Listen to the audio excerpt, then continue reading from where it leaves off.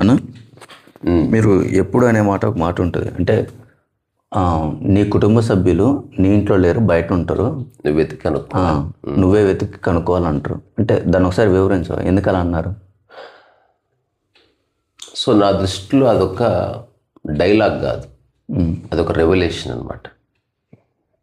మామూలుగా సినిమాలో డైలాగ్ ఉంటుంది, డైలాగ్ ఎవడన్నా కొట్టచ్చు. కానీ ఇప్పుడు నేను చెప్పింది డైలాగ్ కాదు, లేకపోతే ఏదో ఇంట్రెస్టింగ్ ఐడియా కాదు. Actually I'm doing that. అంటే మీకు ఎందుకు అనిపించింది అలా? ఒకసారి సమస్త విశ్వాన్ని లెక్కలోకి తీసుకుంటే అప్పటి వరకు ఉన్న చాలా భ్రమలు తొలగిపోయింది లైఫ్ పట్ల. ఇప్పుడు యాక్చువల్ ఫ్యామిలీ అంటే ఏంది? సేమ్ బ్లడ్ లైన్ ఉన్నవాళ్ళని, లేకపోతే కొందరిని మనం మానసికంగా దగ్గర తీసుకున్నాం, వాళ్ళని ఫ్యామిలీ అనుకుంటాం. ఉదాహరణకు ఒక కంపెనీ ఓనర్ చెప్తాడు, you are all my family members అంటాడు. అంటే సైకలాజికల్గా నిన్ను నా సొంతం చేసుకున్నాను అని అనుకోవడం. తర్వాత లేదా ఎవరో ఒక పర్సన్ అడాప్ట్ చేసుకోవడం వల్ల, లేదా ఒక ఊరిని దత్తత తీసుకోవడం వల్ల ఈ ఊర్లో వాళ్ళంతా మా ఫ్యామిలీ. ఇప్పుడు ఎవరో ఒక యాక్టర్ చెప్తాడు, మా సినిమాకి పనిచేసే వాళ్ళంతా మేము ఒక ఫ్యామిలీ మెంబర్స్ లాగా కలిసి పనిచేసాం అంటున్నారు, జస్ట్ ఒక ట్యాగ్. బట్ రియల్గా అడుగు అసలు వాట్ ఈజ్ ఇట్? అంటే ఫ్యామిలీ మెంబర్ లాగా, ఇప్పుడు మామూలుగా ఫ్యామిలీ మెంబర్ లాగా కాకుండా ప్రొఫెషనల్గా కలిసి పనిచేస్తాం, ఏం మిస్ అవుతావు? సో ఫ్యామిలీ మెంబర్ అనుకోవడం వల్ల ఏమిటి నీకు వచ్చిన లాభం?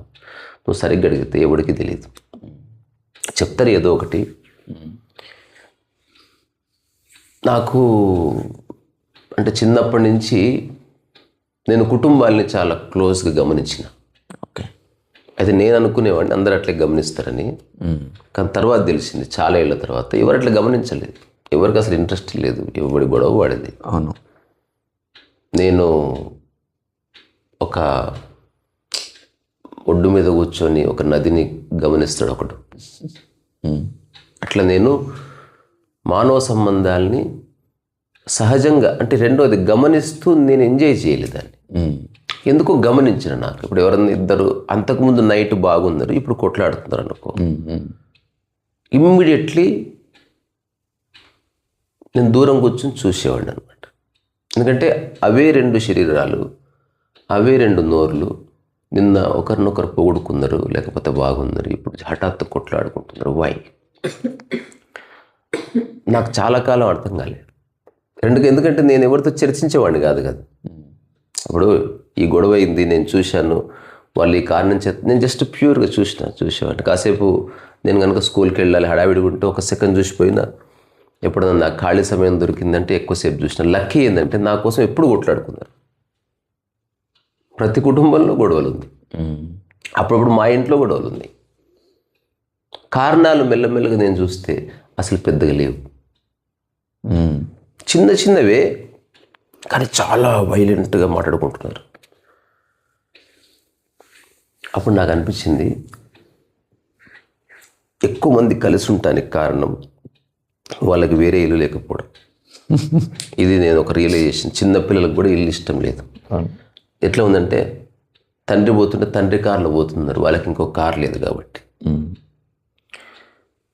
ఒక ఇంట్లో కలిసి ఉంటున్నారు, వాళ్ళకి ఇంకో ఇల్లు లేదు, లేకపోతే ఒక లాడ్జ్ లేదు, సపరేట్ ప్రాపర్టీ లేదు కాబట్టి. ఏమాత్రం అవకాశం ఉన్నా వీళ్ళు ఇప్పుడే విడిపోతారు. అసలు వీళ్ళు ఒకరి మీద ఒకరు కలుసుకుంటుంది. ఇది ప్రేమలు కాదు, వాళ్ళకు మాట్లాడుకోవడానికి ఎవరు లేరు, అందుకని ఉన్న వాళ్ళతో మాట్లాడుకుంటున్నారు. సో నేను అందరిలా థింక్ చేయడం అన్నది నా నుంచి ఎందుకో వెళ్ళిపోయి, నేను అలాగని వెర్రిగా ఆలోచిస్తలేను. దాన్నే కొత్త పర్సెప్షన్లో చూస్తే నాకు అనిపించింది, ఎవడు హ్యాపీగా లేడు అసలు. Continuously struggling and fighting with each other.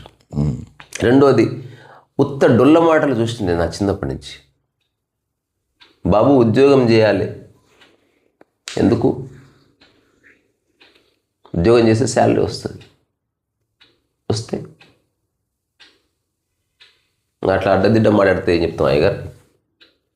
అరే ఫస్ట్ ఆఫ్ ఆల్ నేను ఆడుకుంటున్నా, నువ్వే వచ్చి నన్ను గెలికినావు, నువ్వే చెప్పాలి కదా. మరి నేను ఎప్పుడైనా నీకు చెప్పినా? నేను ఎప్పుడు ఎవరికి ఏది చెప్పలే, కానీ అందరు నాకు చెప్తున్నారు. ఎందుకు చేయాలి? వై అంటే నీ అంతకు నువ్వు బతకాలి, బతుకుతున్నాగా. నిన్నైతే అడగను నేను, తద్వారా నువ్వు ఫ్రీ అయిపోయినా నుంచి. ఇప్పుడు నేను భవిష్యత్తులో నీ మీద ఆధారపడితే అప్పుడు నువ్వు భయపడవచ్చు, వీడు భవిష్యత్తులో నన్ను ఫుడ్ అడుగుతాడేమో. నువ్వెందుకు చెప్తున్నావు? నాకు ఓవరాల్గా అర్థమైంది, ఈ నోరు ఆగదు, ఎవడో ఒకడికి ఏదో ఒకటి చెప్పాలి. ఎవడైతే తిరుగుబాటు చేస్తాడో వాడిని వదిలేస్తారు, ఇంకోని పట్టుకుంటుంది. అది వాడు కూడా తిరుగుబాటు చేస్తే వాడిని వదిలేస్తారు, వాళ్ళిద్దరి గురించి ఇంకోనికి బ్యాడ్గా చెప్తారు. ఇది కంటిన్యూస్గా నడుస్తుంది. సో నేను ఒక tremendous learning from the society around me, particularly about human relationships. నాకు అర్థమైందంటే అసలు వీళ్ళు విధి లేక కలిసి ఉంటున్నారు, వీళ్ళు కుటుంబ సభ్యులు కాదు. అసలు కుటుంబ సభ్యులు ఎలా ఉండాలనే దానికి నేను తర్వాతి రోజుల్లో ఒక పరికల్పన జరిగిందనమాట. అంటే ఏ ఇద్దరి ఆలోచనలు అప్రయత్నంగా కలుస్తే, పరికల్పన అంటే ఒక ఆలోచన, కల్పన అంటే ఇమాజినేషన్, అట థాట్ ఇంకొంచెం రెక్టిఫై అయ్యి మంచి ఆలోచనగా మారింది. నేను దాని గురించి అన్వేషించడం కూడా మొదలైంది అనమాట. అంటే ఏ ఇద్దరి ఆలోచనలు అప్రయత్నంగా ఒకే విధంగా ఉంటాయో వాళ్ళు యాక్చువల్గా ఫ్యామిలీ మెంబర్స్. ఫ్యామిలీ మెంబర్స్ అంటే ఒకరితో గొడవ పడడానికి వాళ్ళు ఏర్పరచుకున్న ఒక కురుక్షేత్రం రణరంగం కాదు. అంటే ఎఫర్ట్లెస్గా all are on the same page. Example, ఇప్పుడు ఉదాహరణకి తండ్రి అన్నాడు సినిమాకి వెళ్దాం అన్నాడు, ఆ కుటుంబ సభ్యులంతా వస్తామన్నారు. ఓకే, వచ్చేసారు ఒక పేజీలోకి. అందులో కుటుంబ సభ్యులు హఠాత్తుగా అన్నారు, మేము రాము, మీరు వెళ్ళండి అన్నాడు. వెంటనే అతను ఓకే అన్నాడు. This is called family. చెప్పేది చిన్న విషయమే, కానీ దీంట్లో చాలా విషయం ఉంది. అసలు ఇదే అన్ని సమస్యలకు కారణం. నేను లేక అడిగితే నువ్వు రానన్నారు, ఇట్లా స్టార్ట్ చేస్తాడు వాడు. ఓకే సరే, అట్లా అనుకోవట్లే. అసలు అందరూ ఒక పనికిరాని ఒక వృధా ప్రయాసలో పడ్డారు. నేను చెప్తే నువ్వు వినాలి, నేను చెప్తే నువ్వు కన్విన్స్ కావాలి. అసలు వర్క్ గురించి ఎవరు మాట్లాడుకోవాలి, అంత పర్సనల్ ఎజెండాలు. నేను అనేది చాలా ఒక ప్రిడామినెంట్ రోల్ ప్లే చేస్తుంది. అసలు అవేవి ఫ్యామిలీ కావు. అందుకే చెప్పిన నీ ఈగోలు అన్నీ తిరుగుతూ ఉన్నాయి ఇంట్లో. సరే, నేను ఇప్పుడు అందరికి అగెనిస్ట్ కాదు, నాకు వద్దు ఆ కుటుంబ వ్యవస్థ. మిగతా వాళ్ళందరూ ఉంటే ఉండని, అది వాళ్ళకి మంచిగా అనిపిస్తే వాళ్ళు మంచి పొద్దస్తమానం ఒకరి మీద ఒకరు చాడీలు చెప్పుకుంటూ, ఒకరి గురించి ఒకరు నెగిటివ్ అభిప్రాయాలు క్యారీ చేస్తూ, వేరే వాళ్ళతో ఆ వ్యక్తి గురించి కథలు చెప్పి, మళ్ళీ ఆ వ్యక్తి ఎదురుగా రాగానే ఇట్లా ముఖంతో నవ్వి, ఇట్లాంటి దరిద్రం జీవితం నాకొద్దని ఐ డిసైడెడ్. నాకొద్దది. నాకు రియల్ ఫ్యామిలీ కావాలి. అక్కడి నుంచి నా ఆత్మకథలు ఎప్పుడు 2012, 13, 14 I was actually searching for that. అంటే అప్రయత్నంగా నాలాగా ఉన్న మనుషులు ఎవరైనా వెతకడం మొదలుపెట్టాను. I found few people. అసలు వాళ్ళతో సేమ్ బాడీలు వేరు, మనుషులు ఒకటే.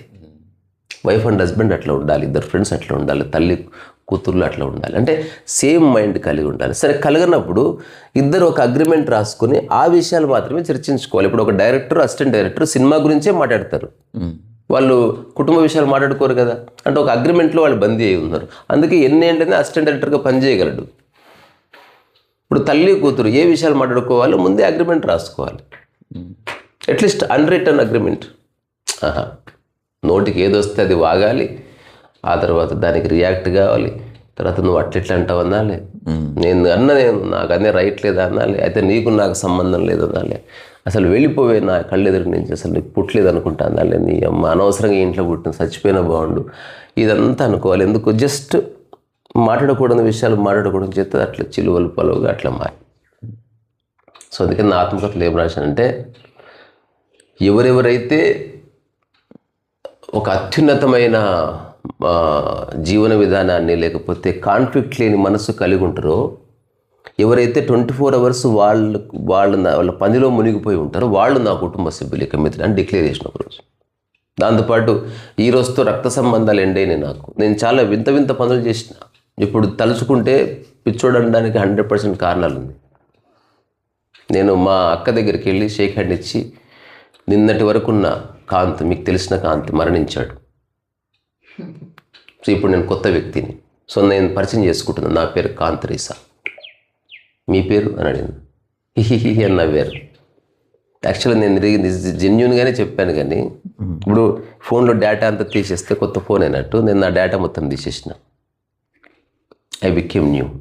నేను ఈనాటి వరకు ఎప్పుడన్నా ఒక జోక్గా నవ్వుకునే అంశంగా నా గతాన్ని లెక్కలోకి తీసుకొస్తే కానీ బాధపడే అంశాలు, కొట్లాటలు, ఇది అది అసలు కుటుంబ చరిత్ర, వంశగౌరవం అట్లాంటివి ఏమీ లేవు.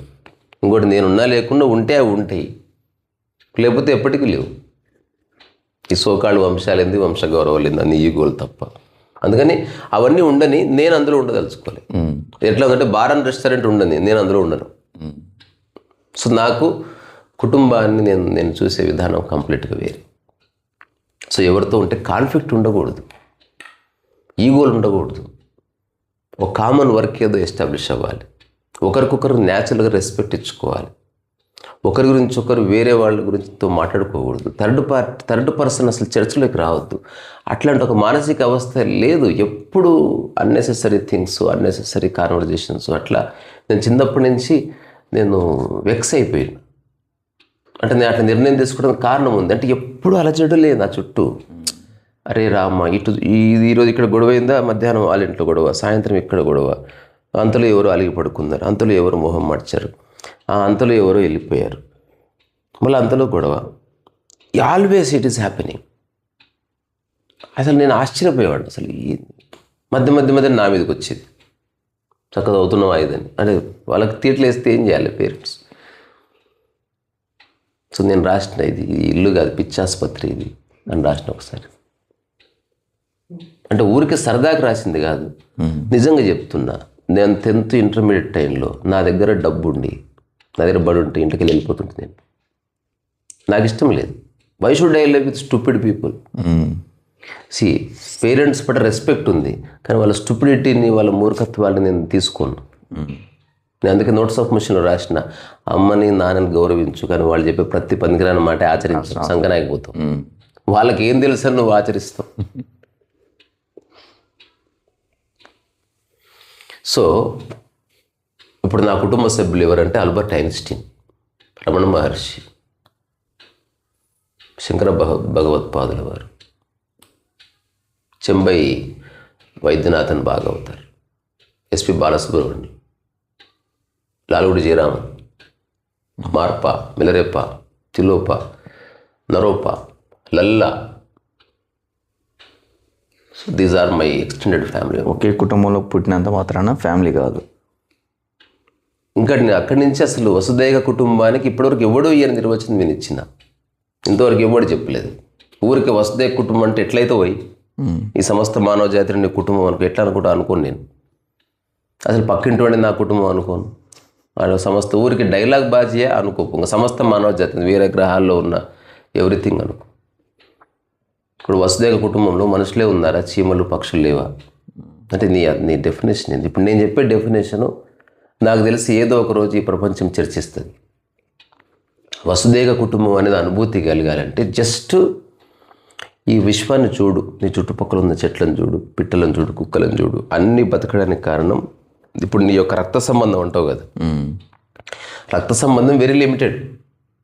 నువ్వు రక్త సంబంధం సినిమా చూడండి, ఎన్టీఆర్, సావిత్రి, అన్ని కొట్లాటలు, కుట్రలు, కుతంత్రాలు. ఏదో పాటలు బాగుంది నేను చూడటమే తప్ప నాకేం నచ్చలేదు సినిమా. అదే అన్నా చెల్లెళ్ళు, ఒక పనికిరాని ఎమోషన్లు. అన్న తీసుకుపోయి చెల్లిని ఒకరికి ఇచ్చి పెళ్లి చేస్తాడు, వాడెక్కడలేని రూల్స్ పెడతారు, అత్తమామలు ఉంటారు. దాని ఏదో జనాలకు ఎందుకు ఇష్టం అంటే ఈ కష్టాలు కన్నీళ్ళు ఉంటేనే లైఫ్ అనుకుంటున్నారు. అసలు కాదు. ఒక ప్రవహించే సెలయేరు లాగా ఎప్పుడు ప్రశాంతంగా ప్రసన్నంగా లైఫ్ ఉండాలి. అసలు ఇల్లన్నాక గొడవలు ఉంటాయి అనుకుంటున్నారు. అసలు నేను అసలు విని నాకు ఏమంటారు, మరే కాన్ పగ్గైంది అమ్మాయి. బుద్ధి లేని మనుషులు అసలు లాస్ట్కు అన్నా చెల్లెలు చచ్చిపోతారు. ఇదేం రక్త సంబంధం, చంపేది చల్, నాకు వద్దది. నా రక్త సంబంధం చాలా బ్యూటిఫుల్గా ఉంది. నేను అందుకే రక్త సంబంధాలు కావు, రక్తం తాగే సంబంధాలు అవి. సో కాదు, ఇప్పటి వరకు అంతే. రక్త సంబంధాలు అంటే ఒక రక్తం వరకు పీల్చుకోవాలని అసలు ఎవడబ్బా హ్యాపీగా ఉన్నది. నా రక్త సంబంధాలుగా నాకు ఎవరితో ఐ డోంట్ కేర్ అబౌట్. నాకు తెలియదు, నేను చెప్పేది నా గురించి. రక్త సినిమా వదిలే, మురారి సినిమా బాగుందా? ఓకే, అది ఎందుకు బాగుందని నాకు తెలియదు. బాగాలేదు, అన్ని ఈగోలే. బాలేదు అసలు రక్త సంబంధం బెటర్, దానికంటే పాటలు అన్న బాలే. అసలు అందులో గొడవలు లేకుండా సినిమా ఉంటుందా? నేను అడిగిన ప్రశ్నకు జవాబే, సినిమాలు ఇంపార్టెంట్ కదా. మనస్పర్ధలు లేకుండా సినిమా ఉంటుందా? లేదు. ఇప్పుడు నేను తీస్తే ఉంటుంది. ఇప్పుడు నేను ఒక సినిమా ఇద్దాం అనుకుంటే, చెప్పిన కదా ఆకాశంలో ఒక సినిమా, నేను ఎప్పుడన్నా అనౌన్స్ చేస్తా వెరీ సూన్. జస్ట్ కదలకుండా ఒకటి కూర్చున్నటువంటి 1.5 పీస్ సినిమా పేరు అంతే. నేను సిద్ధం అనుకుంటున్నా, ఎట్లెందుకు ఉండకూడదు? ఇప్పుడు పెద్ద పెద్ద సినిమాలు చూడలేదు, ఇది కూడా చూడరు. జనాల డిస్క్రిప్షన్ బై ఐ అనే సినిమా తీసిండు విక్రమ్, చూడలే. జూనియర్ ఎన్టీఆర్ శక్తి అని తీసిండు, చూడలే. కలేజా చూడలే. తర్వాత ఆదికేశవరెడ్డి చూడలే. అటనే ఇది కూడా చూడరు. క్యా ఫరక్ పడతా? విషయం మనం చేస్తున్నామా లేదా ఒక క్లారిటీతో. సరే రక్త సంబంధం వెరీ లిమిటెడ్. అంటే నీ బ్లడ్ లైన్ ఒక 5-6 మందికి ఉంటుంది, మా అంటే 10 మందికి ఉంటుంది. ఇప్పుడు వాళ్ళతో గొడవపడి సావాలి నువ్వు లైఫ్ అంతా. నేను అన్నది గొడవపడరు అబ్బాయి, కానీ నీకు వేరేది లేని కారణంగా ఇది ఒక్కటే ఉన్నందుకు నువ్వు కొట్టుకసస్తున్నావు. ఇప్పుడు నేను చెప్తున్నది అంటే గాలి సంబంధం మనందరిది బేసికల్గా. ఇప్పుడు నేను పీల్చే గాలి నువ్వు పీలుస్తున్నావు. ఇదే మామూలుగా అంటే కదా, నా రక్తమే నీలో ప్రవహిస్తుంది రా కడప రక్తం. ఇట్లా ఒక సినిమా ఉంటుంది ఎన్టీఆర్ది, ఇట్లా నీళ్లు తాగుతుంటే రాయలసీమన ఇట్లా విషంగా అనిపిస్తుంది. నాకు చాలా విక్షిప్తమైన స్థితులు అవి. అట్టెట్లుంటుంది అసలు? అది ఆ పౌరుషం ఏంది? దేనికవ్వ పౌరుషం?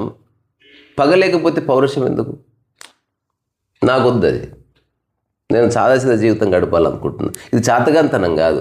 ఎందుకంటే ఏ రోగాలు లేకుండా, ఏ పెయిన్స్ లేకుంటే అది వేస్ట్ బాడీ అని కాదు, మేబీ గుడ్ బాడీ అని. సో మనం ఎట్లయితే నా రక్తం నీలో ప్రవహిస్తుందని చెప్తారో, నేను అంటున్నా అసలు నేను పీల్చే గాలి మీరందరూ పీలుస్తున్నారు, అవునా కాదు? అట్లా నన్ను ఏది బతికిస్తున్నదో అది అందరినీ బతికిస్తుంది. కాబట్టి అట్లా నాది గాలి సంబంధం. దీనికి ఇంకొంచెం తాత్వికమైన చింతన చేస్తే అసలు గాలి నేనే అందరిలో నిండుతున్నా. ఇది ఒక అనుభూతి కలిగింది నాకు చాలా ఏళ్ల క్రితం. నా ఆటోబయోగ్రఫీలో ఒక 2 చాప్టర్స్ రాసిన, దాని గురించి రాసి అందులో ఒక చాప్టర్కి ఇది నేను ఎంత ప్రయత్నించినా నేను మాటల్లో కన్వే చేయలేకపోతున్నా కాబట్టి ఇక్కడ రాయడం ఆపేస్తుందని ఆపేసిన. ఇది దట్స్ అన్ఫినిష్డ్ చాప్టర్. అది ఇప్పుడు చెప్తున్నది కాదు, అది ఇంపాసిబుల్ టు కన్వే. నేను కన్వే చేయలేదు, మాటలతో కన్వే చేయలేదు.